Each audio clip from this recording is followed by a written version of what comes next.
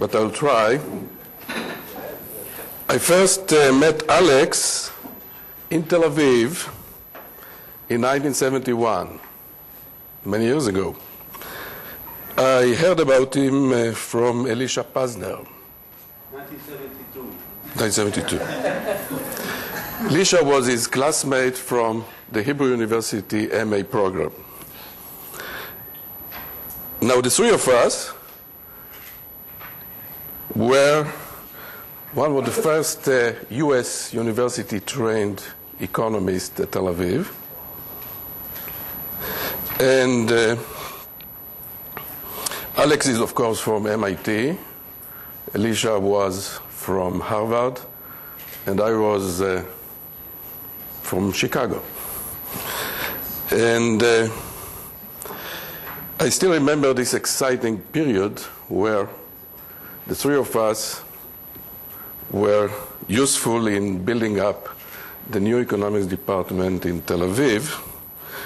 And I watched Alex, obviously, very closely, maybe sometimes too closely, Alex, over the last 30 years, until you reached very impressively the role of an elder statesman in central bank theory. And the paper that I'm going to present here, if I have some time left, is an international economist foray into your own territory, so I hope you'll be generous. Okay, so with all these big old people talks, I'm talking about globalization and disinflation. And okay. And basically, it is Ken Rogoff that brought to my attention, at least, the connection between globalization and disinflation. And Ken also presented his thought in the most famous place for central banks, the Jackson Hole, some years ago. And he attributed this link to better competitive discipline, imports of stable monetary policy from the US to the rest of the world, and so forth and so on. Now, obviously, we know the facts that global inflation fell from 30% a few years ago, or 10 years ago, to about 4% in recent times. And at the same time, major waves of globalization in the European community, the European Union, the Eurozone, in Latin America. I don't have to say something because Jose is around, and Chile is a good globalizer, and on and on and on. Okay, so the narrow point that I'm structuring the argument, I hope it is a bit new. It's an efficiency argument. The model is micro-founded, basically a variant of Woodford model, and a small open economy, and Dixit-Stiglitz fixed elasticities. But the most important thing to my purpose is that the utility function is very standard. It's defined on consumption, private consumption, and on leisure. The welfare criterion is the criterion that we have been using since even I was an undergraduate student here in Israel, and that is the expected discounted flow of flow utilities, and the flow utility here, to make things more insightful, is separated between utility of consumption and shocks, preference shocks, and disutility of labor. Now, the main thing that my argument will do are related to the two components of this utility function. The first component has the C in it, and since globalization, especially in the capital market, will provide the opportunity to smooth consumption, aggregate consumption, it would be, because the utility function is diminishing marginal utility, it would be obviously welfare improving. The second element in the utility function is sort of a convex disutility function of inputs of hours into the differentiated products. And since it's a convex function, there is a advantage of providing equal labor supply to the various differentiated products, because they are assumed to be symmetric in terms of the preferences toward them and in terms of the technology.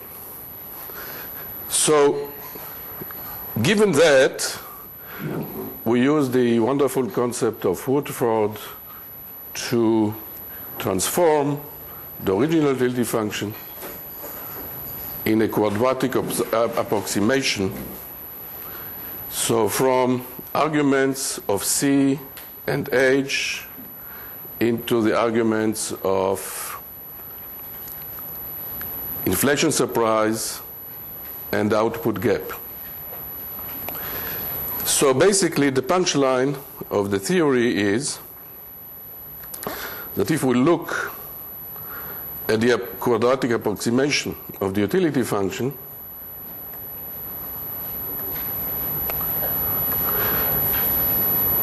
we basically get a utility-based loss function that I hope it is correctly now displayed. Let me just check.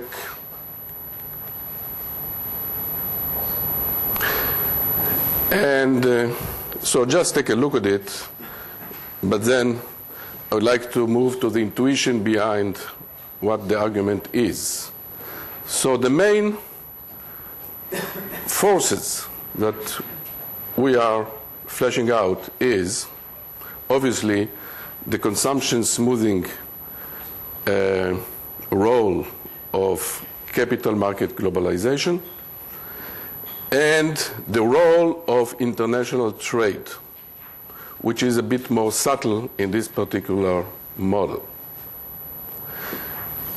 The role of the capital market. The role is that basically you're able to do consumption smoothing. The representative individual can do that. And in terms of the output gap, or in terms of output fluctuations, you have this more disconnect between output fluctuations, output gap fluctuations, and the consumption fluctuations, which are the main element for this utility structure. So basically, by the fact that capital market liberalization can provide this consumption smoothing, can de-link output fluctuations from consumption fluctuations, it makes the consumer less concerned about the output gap and more concerned about surprise inflation. Surprise inflation here obviously works in this sticky price environment, in a sense that, and there will be a couple of producers that are flexible price guys and the other are sticky price guys. So surprise inflation will basically make the hours supplies for different types of products more unevenly allocated, and this is bad in this kind of an environment. So the role of capital market liberalization is to reduce the sensitivity of the consumer with respect to the output gap. The role of trade in this model, which is captured, if you read the paper, by a little letter called N, small n, where trade does, as we know, even from the earlier days that I was a student, it does two things. It tends to diversify your consumption basket, and at the same time, it tends to make production basket more specialized into the goods that you have comparative advantage. So how it is related to the utility-based loss function? It's related in the following sense. If you don't have international trade, the consumption basket in terms of the commodity composition is exactly the same as the GDP basket. Once you introduce trade, you make them diverging. And my intuition is, according to this model, that if you allow globalization in the sense of trade, you make this segmentation between the fluctuations in the consumption basket and the fluctuations in the output basket, and that makes the consumer less sensitive to the output gap, again, without affecting even the separability of the utility function to the difficulties with surprise inflation fluctuations. So that's basically the theory. And then in the next 5 minutes, many? 13. I'll not show equation, but I'll just tell you what Prakash and I did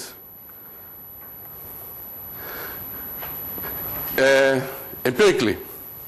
But the bridge to the empirical thing requires that you read either the paper or Michael Woodford to appreciate, for some things that could be rationalized, that one component that affects the slope in the utility-based loss function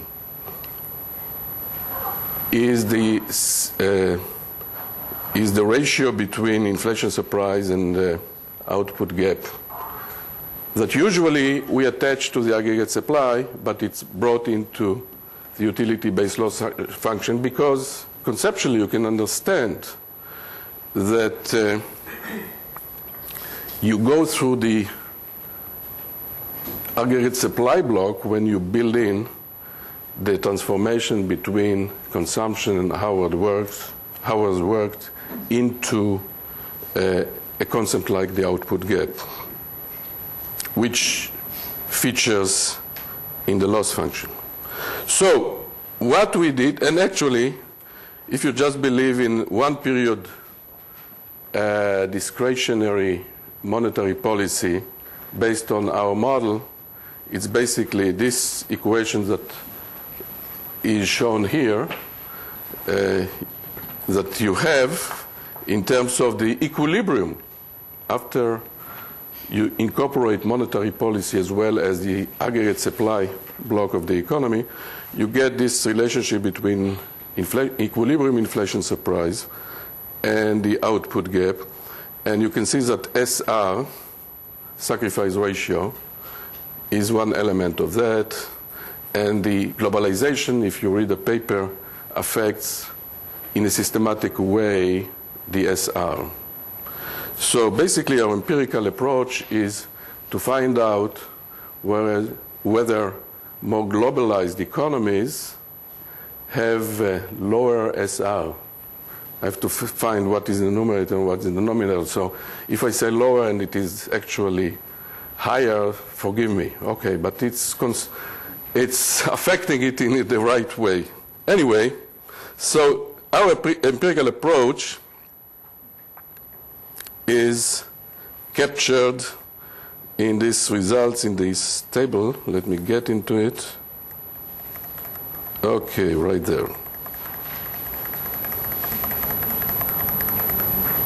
So we take from the shelf one of the classical papers that didn't find itself into a journal but in a collection of articles in a book, a paper by Larry Ball, where he measured he estimated the sacrifice ratio, not based on smoothly running economies, but basically looking at 60, 70 episodes of major disinflation. And he measured the output gap from this major disinflation. And basically, column 1 captures, we reconstruct Larry Ball to our sample, basically the effect of initial inflation in these episodes, the length of the disinflation episode, the change in inflation during the episode. So this is Larry Ball. The dependent variable is the sacrifice ratio. What we add to it is measures of globalization. We basically use, I think, what is called rule-based globalization measures as opposed to outcome-based globalization measures. And the rule-based are basically these very rough indicators that you get from the publications of the IMF. And in this particular case, it is a very sort of measure that Quinn from political science department in Northwestern, I believe, assembled. So one is referring to current account transactions, and we call it current. The other is referring to capital account transactions, and we call it capital. So once we introduce into this framework of Larry Ball the current account restrictions, we get a very positive and significant effect on the sacrifice ratio in the right direction. And I don't have time now to, in my age, to find out what is, the sacrifice ratio is with the numerator of the change in inflation or whatever. No, it's the cumulative amount of unemployment for given inflation. Right. That's exactly the right. That's why it's called the sacrifice ratio. Yes. Right. I think I knew it before, but I didn't have the time to restructure it in my mind in order to present it in a very concise way. So you have it that, and once you go to the capital account restriction index, you have also a positive and significant effect. And once you synthesize them into some sort of index, overall index of globalization, you get in the most right-hand column a positive and significant effect. We don't call it victory to our theory for several reasons. First of all, there are a lot of econometric issues about this kind of analysis. And the point here is to illustrate in a first-pass way the role of that. And also, a very important component of the coefficient of the output gap in the utility-based loss function, in addition to the sacrifice ratio, is also the markups of the ever markups that the flexible price firms are charging. And globalization plausibly has some effect on that. So a more full-fledged work related to what we are doing is to also incorporate into the empirical analysis openness effect on the markup, as well as, which is the competition element that Ken Rogoff was concerned about, and the sacrifice ratio. But that would be the message that I would like to deliver to you. This is what we have. And efficiency. I'm talking now more to the students and not to these gray hair guys. No, I need one more minute. So, you know, if you read superficially this literature of central banking, and obviously the literature that started with ad hoc loss functions for the bank, completely unlinked with the real the properties of the economy that it is supposed to govern. And you compare it to the Woodford style central banking, you see that it gives you some way to think about what is inefficient and what is efficient, and what in the terms of what the central bank is operating, on what levels of on what margins of efficiency the central bank is doing. This is what is useful in this concept of the utility-based loss function. And our paper is a small contribution to show that in terms of globalization, they don't really change very much the inefficiency involved with inflation surprise, but they change significantly the inefficiency from the aggregative perspective, not from, you know, different income group perspectives, but from the aggregate perspectives. It changed very much the inefficiency involved with these fluctuations in the output gap. Okay.